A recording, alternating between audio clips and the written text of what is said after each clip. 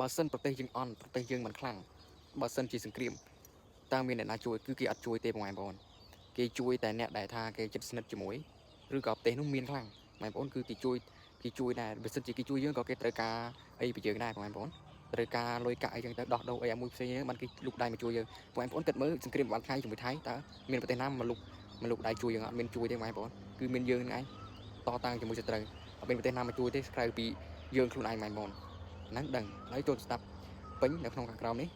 អ្នកគ្រូបកស្រាយអាចចាប់បាក់ស្រុកខ្មែរនិងថៃវាយគ្នាវាល្មើសច្បាប់រហូតមែនទេហើយគ្មានអ្នកគេមកជួយយើងមែនទេគឺពិភពលោកវាឈប់ជឿគេឈប់ជឿរឿងច្បាប់អន្តរជាតិគេអត់ជឿច្បាប់រឿងអន្តរជាតិមែនទេអញ្ចឹងវាទៅជារំលោភវាទៅមានការរំលោភគ្នារំលោភបំពានសិទ្ធិគ្នាមានការច្បាំងគ្នាចង់ធ្វើធំចង់ខ្លាំងទៅឡើងអំណាចអានេះអញចង់ខ្លាំងលើសគេ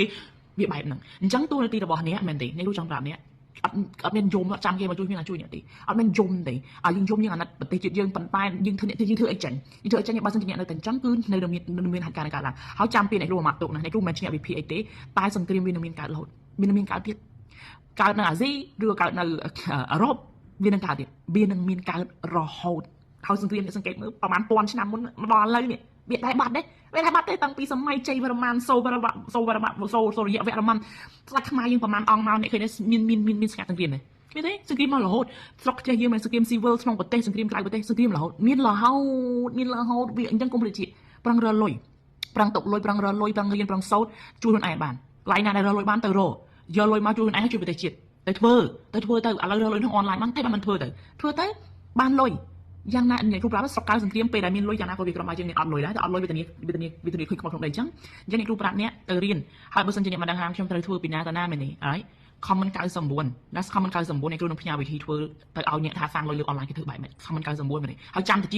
ស្រុកវាអត់ស្ងាត់សង្គ្រាមទេវានឹងមានរហូតហើយកុំមកថាអ្នកគ្រូនិយាយបំភ័យអត់ទេប្រហែល1000ឆ្នាំមុនក៏វាសង្គ្រាមមកដល់ឥឡូវគឺសង្គ្រាមខ្មែរយើងសង្គ្រាមមកតាំងប្រហែល500សង្គ្រាមមួយថៃសង្គ្រាមរហូតនេះសង្គ្រាមរហូតគេយកមកយើងរហូតគេវាយរហូតនេះគាត់បាននិយាយលើទេសង្គ្រាមរហូតសង្គ្រាមលើកទី1សង្គ្រាមលើកទី2ឥឡូវកំពុងមកសង្គ្រាមលើកទី3គួងតែមាននេះប្រាប់គួងតែមានទេបើវាចង់ខ្លាំងរៀងខ្លួនអាមេរិកក៏ចង់ខ្លាំងចិនក៏ចង់ខ្លាំងអញ្ចឹងគួងតែមានទេនេះប្រាប់គួងតែមានទេប៉ុន្តែយើងមិនដឹងពេលណាតែវាគួងមានតែតួនាទីរបស់អ្នកគឺប្រុងប្រយ័ត្នការពាររលុយសាងលុយចប់ right អ្នកគេខ្លះគេនិយាយថាអូយពេលសង្គ្រាមទៅចាយលុយណាហេពេលដែលយើងមានលុយយើងទិញមាសទិញអីមានជំនាន់ដើមការពីជំនាន់ដើមនៅពេលដែលមានសង្គ្រាមយើងយកមាសទៅដូរបាយright មានក្រមាជាងអត់អ្នកមានជំរឿតែអ្នកមានជំរឿ right ជំរឿ1ជំរឿ2អញ្ចឹង comment 99អ្នកគ្រូប្រាប់គិតបែបហ្នឹងជីវិតអ្នកគ្រូដែលអត់ជួបបញ្ហាព្រោះអ្នកគ្រូប្រុងប្រយ័ត្ននៃការប្រើប្រាស់ជីវិតណាអ្នកគ្រូប្រយ័ត្នអ្នកគ្រូមើលសេដ្ឋកិច្ចអ្នកគ្រូមើលពិភពលោកថាពិភពលោកមានសង្គ្រាមតាំងពី2000ឆ្នាំមុនវាអត់ឯងចប់ទេវាមករហូតអញ្ចឹងចាប់ពីពេលហ្នឹងទៅក៏វានៅសង្គ្រាមដែរហើយមនុស្សយើងវាប្រៀបដូចសត្វចឹងអ្នកគ្រូប្រាប់មើលឯកសារសត្វតែអ្នកអន់គឺគេវាយអ្នកគេស៊ីអ្នកហើយអាអ្នកខ្លាំងគឺកាន់កាប់ទឹកដីហ្នឹងឯងដូចពួករិទ្ធិមែនពួកតោមែនវាជា